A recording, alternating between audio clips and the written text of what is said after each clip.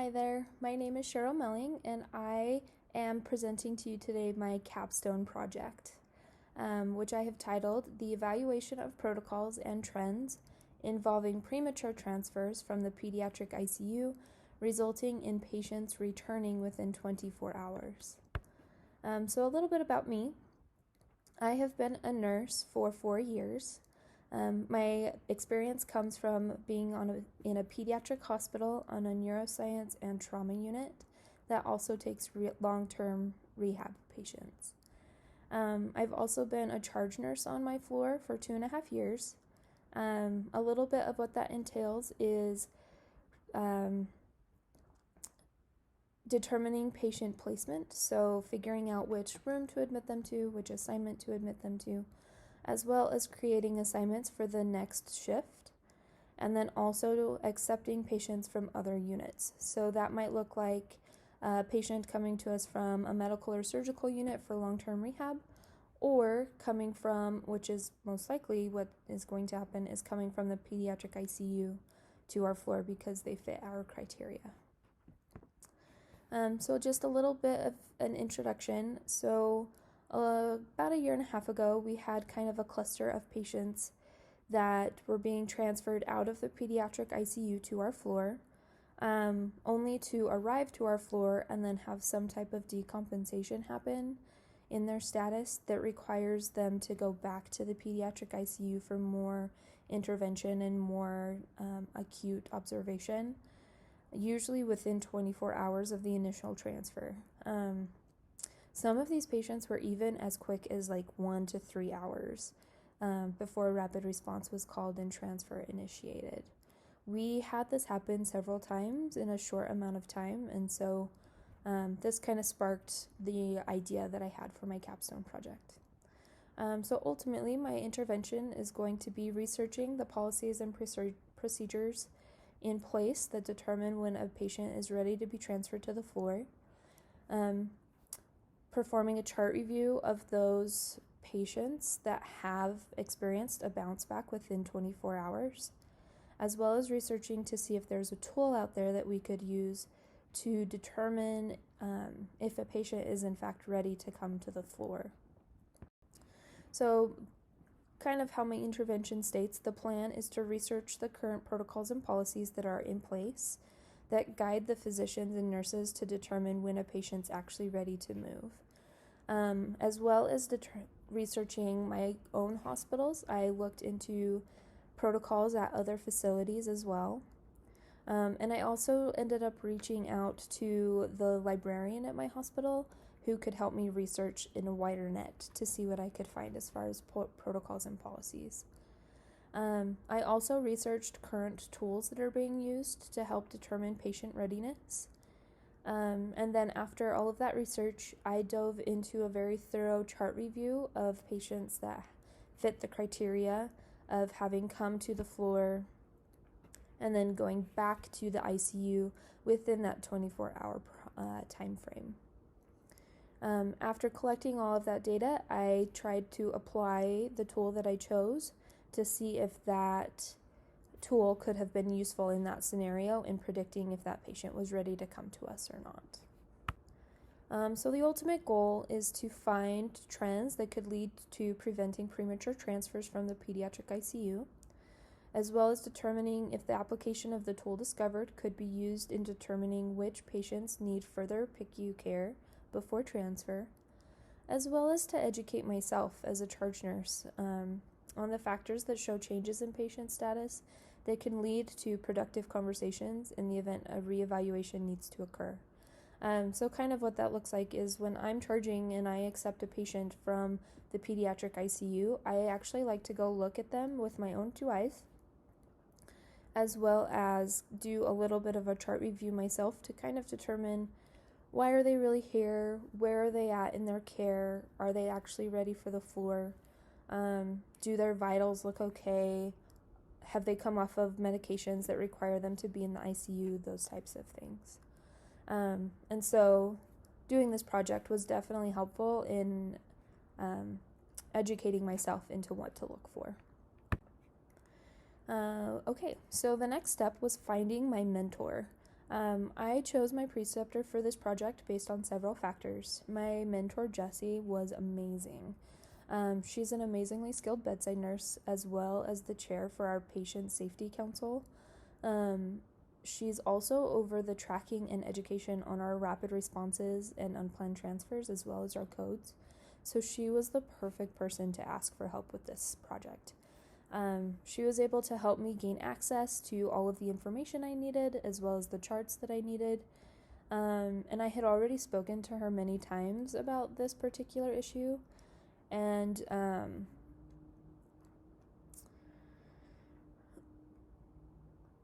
about one particular patient, in fact, that kind of sparked this desire to get to the bottom of this issue. She also helped me narrow down my focus on this project. Most importantly, because my initial idea was way too grand to fit into what I could do for school. And so she kind of helped me narrow down what I could do, and then we determined how that could be helpful going forward. So she was amazing. Okay, so my project revolves around my unit, which is a neuroscience and trauma unit in a pediatric hospital, and the events that are involved with transfers from our pediatric ICU to our NTU unit.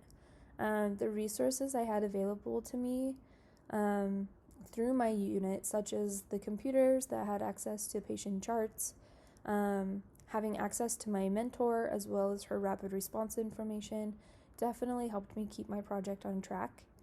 Some adjustments that I needed to make revolved around the fact that the research I needed to do produced very limited results. It was amazing how much information I did not find on this topic. Because of this, I spent a lot more time researching protocols than I had anticipated and ended up having to bring in help to do so, which is why I reached out to that librarian. Another delay I experienced that I wasn't expecting was needing to get access to the records.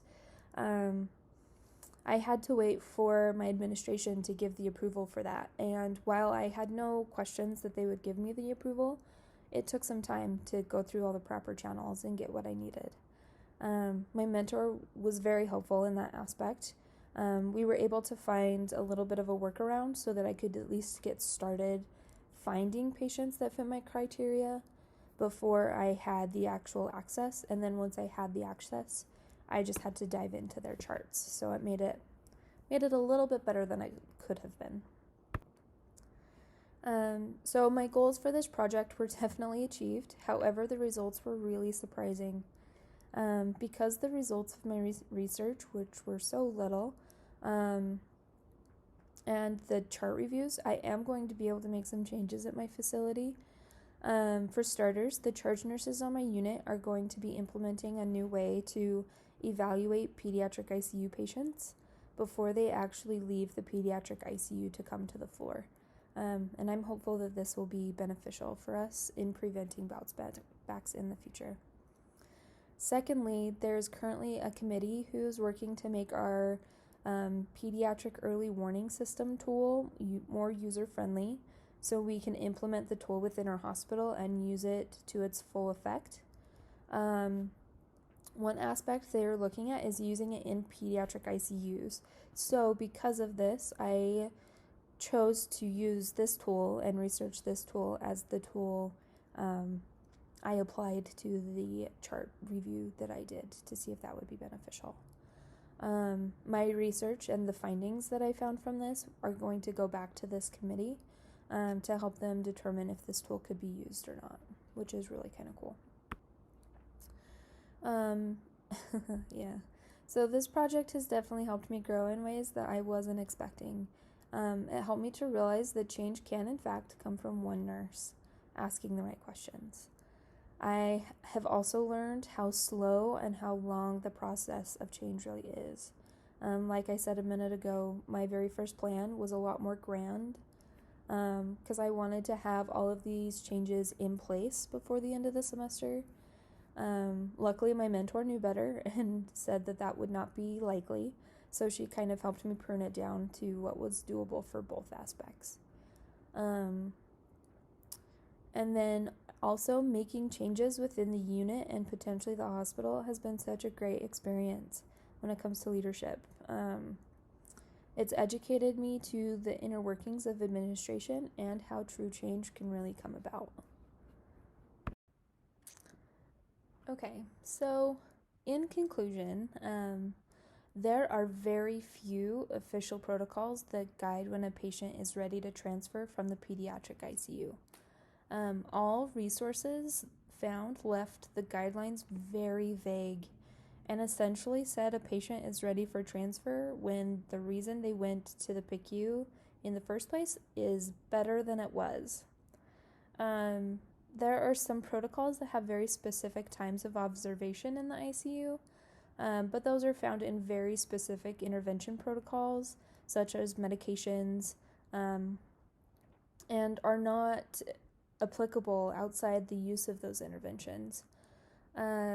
The thing I found surprising is that there are no requirements involving assessment information of vital signs or general assessment anyway to guide transfer readiness. After reaching out to my hospital's librarian, who I mentioned a little bit ago, she's very efficient in her research. She also was not able to find any protocols that guide these decisions, which was very surprising. There are several tools available, but none are used to specifically determine transfer readiness. Those tools are used on the med-surg side in helping determine if a rapid response could be called, but not on the flip side of that, of coming out from the ICU.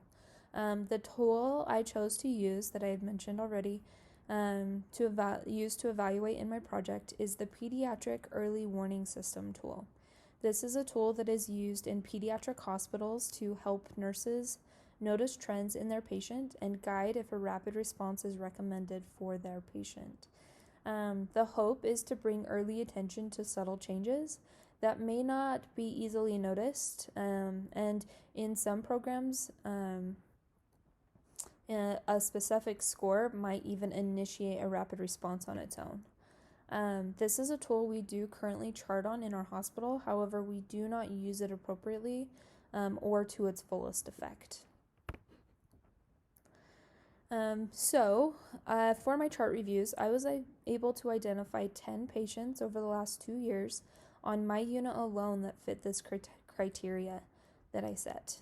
So the patient who was in the pediatric ICU then transferred to the unit and then transferred back to the pediatric ICU within 24 hours. I was able to determine this by tracking the FIN number associated with the chart, as it depicts every unit location and transfer and the times that those transfers took place. The data I evaluated was vital signs, neuro assessment, cardio assessment, respiratory assessment, and GIGU assessment, as well as a Pew score if it was charted or not. The intervals that I looked at this information were 6 hours prior to transfer, directly before transfer to the floor, trends while on the floor, and then immediately after transfer back to the pediatric ICU. The trends that I found were that vital signs do appear to be stable and within PALS 6 hours prior to transfer. Immediately before transfer, almost all patients had some shift in their vital signs, as well as a change in the neuro status, cardio evaluation, or respiratory status documented in their chart.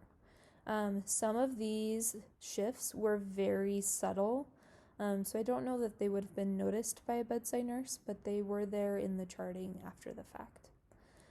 These subtle changes became significant changes when documenting on the floor, led to rapid response or unplanned transfer. I also went through and used the charting provided to create a Pew score at these intervals, since we don't typically chart one. And it was very interesting that the Pew scores also showed a change. So at the 6 hours prior to, their Pew score was relatively low and within normal. And then the prior to transfer, there was some increase, typically related to those vital sign changes that were charted as well. With this project, I will use this information as a charge nurse to help me evaluate and determine if the patient who is coming from the pediatric ICU is appropriate for our unit and the patient assignment they're going into. I will educate my fellow charge nurses on this information to better help our unit be prepared for these patients. And I will present this information to our PEWS committee and see if it will be helpful in using the tool in transfers out of the pediatric ICU going forward. I learned a lot from this project, and I am so happy that I was able to get the results that I did, and it will definitely benefit in my practice going forward. Thank you for your time.